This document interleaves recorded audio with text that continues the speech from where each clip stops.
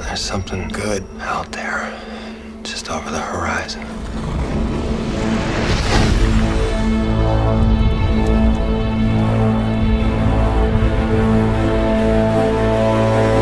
Two swords and maximum effort.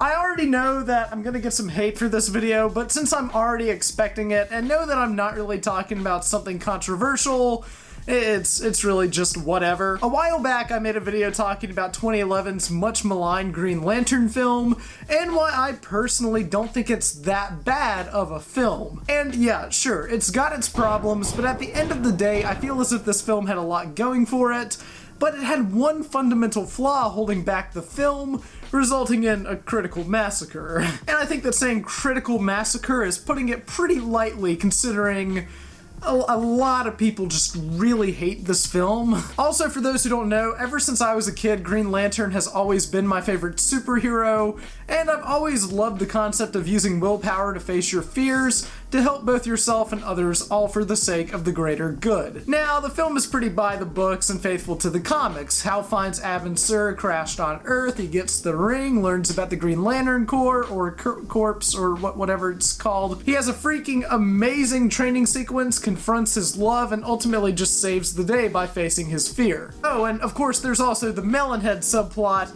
who has the complete opposite character arc to where a nerdy loser is consumed by fear itself after using his newfound abilities to kill off the ones that he once feared. Yeah, seriously, I love the character and overall concept of Hector Hammond, but the design for Hammond in this film is just the worst and basically just detracts from everything. And that's the issue with the film. If you haven't seen Green Lantern, you probably thought that this sounds like a pretty by-the-numbers superhero origin story, and that's because it is, with a few minor exceptions. The training sequence, like I said, was amazing, and Hal Jordan's character is pretty fleshed out and interesting, regardless of what Ryan Reynolds thinks about this movie. The film has some pretty stellar, no pun intended, effects at certain points in the movie, but then at other times has complete garbage effects that basically just create lackluster experiences and non-memorable sequences. We've seen these plot elements and narrative style before in films like Batman Begins, Iron Man 2,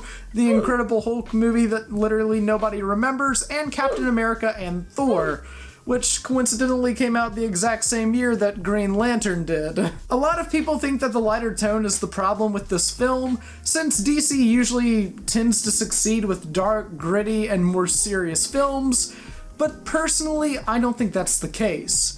And it's still not the case today why films like Suicide Squad and Batman v Superman didn't fly so well with both critics and the general audience. The key reason why Green Lantern ultimately didn't work is because it's a film that both critics and audiences have seen 1,000 times before. It's another origin story that was released right smack in the middle of when the genre thrived on origin stories. And because the film lacks some key moments and falls short in a few places that films like Captain America and Thor succeeded in, it's a lot easier to notice these flaws in Green Lantern. Also, quick side note, I know a lot of people hate the suit in this film, but I actually don't mind the fully CGI suit since it essentially is a construct to begin with. And seeing the energy flow through the arm of the suit whenever Hal Jordan makes a construct, it's just a really awesome subtle touch in my opinion, and I don't know, I just kind of have an appreciation for the suit design in this film. Despite the fact that I enjoy this film, there are moments that are just really stupid, especially when Hal Jordan creates a race car to stop somebody from falling down. Like really, man, that's the thing that you thought about doing? I get that he's inexperienced and maybe wouldn't think of the most complex thing, but just off the top of my head, I wouldn't think of something like that, and it's just kind of a really dumb thing in execution for the film, so it just really didn't work at all. But scenes like the confrontation with Sinestro on Oa, the Guardians talking with Hal Jordan, and all of the stuff with Blake Lively's Carol Ferris and Hal Jordan connecting, all of that stuff and this moment right here... Earth is dead. Black. And when you're gone, I'll destroy everything you ever loved. No evil shall escape my son. Your family, your home, your planet will be no more. Those who worship evil's The entire human race would be wiped out because you, Hal Jordan, were afraid. Beware my power. Green Lantern's life! Scenes like that absolutely work, and I love whenever the film has moments like this. And that's just it. The most fascinating moments in the entire film are the outer space elements, which I feel makes the film stand out in the midst of other similar films released around the same time. But since the film is so contained to Earth and the sequences on Oa and outer space only happen for roughly 25 minutes, if that, in the film, then the film essentially drops what makes it stand out in favor of more basic storytelling beats that audiences are just used to seeing. So, to sum up everything, I don't think that Green Lantern is an awful film, and I think that it has a lot of quality elements that make it work.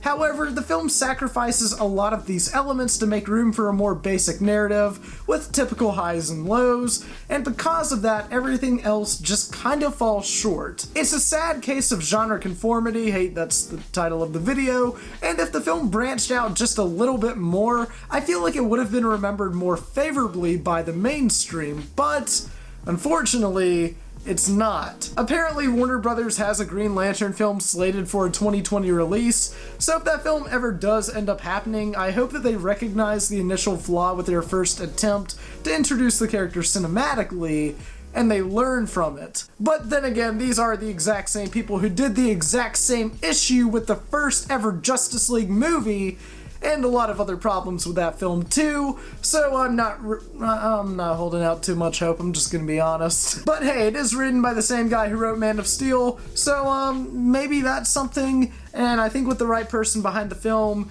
we could get something special. I want to see my favorite superhero done with some justice, and not Justice League. That all being said, what do you think of Green Lantern? Do you actually like it? Do you not like it? Let me know your thoughts down in the comments below. And as always, I'm Frame by Frame. Remember the name, please like, comment, and subscribe. And I'll see you guys in the next video. Bye, guys.